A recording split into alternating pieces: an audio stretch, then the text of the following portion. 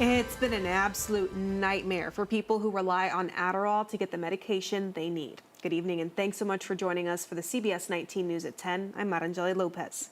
And I'm Brennan Gurley. A national shortage continues, and it's affecting people and pharmacies in East Texas. It's our top story tonight. Jose Alonso spoke to a woman in our community about how this shortage is impacting them. How are they holding up? Not too well, y'all. I spoke with a Tyler EMT first responder who was prescribed Adderall to help with her narcolepsy. It was around mid-November when she started to notice she couldn't find a pharmacy to help refill her prescription.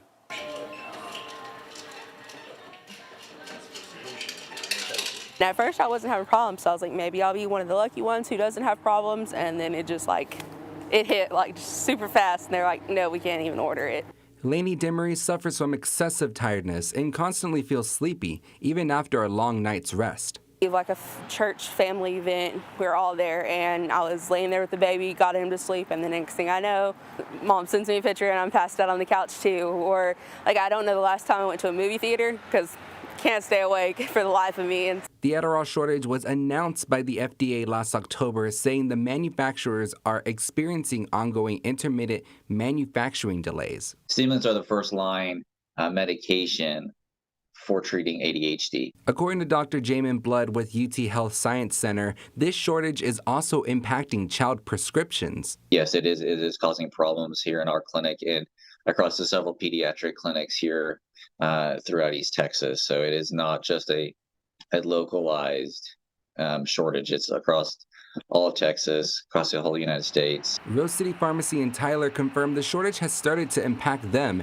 and says they see this every year. And one of the main reasons why we get to these shortages at the end of the year is with Schedule II medications, the DEA really allows a quota or an allocation to each manufacturer to what they can produce in a year. January, they're able to start producing again because they've got the new allocations, and then what we see is usually that supply comes back up to normal by the end of January, beginning of February. Sonny Kresdorn says this isn't a guarantee the shortage will end. So for people with ADHD or narcolepsy like Lainey, the search for Adderall continues. I'm still having to have a whole bunch of energy drinks and stuff just to get through the day.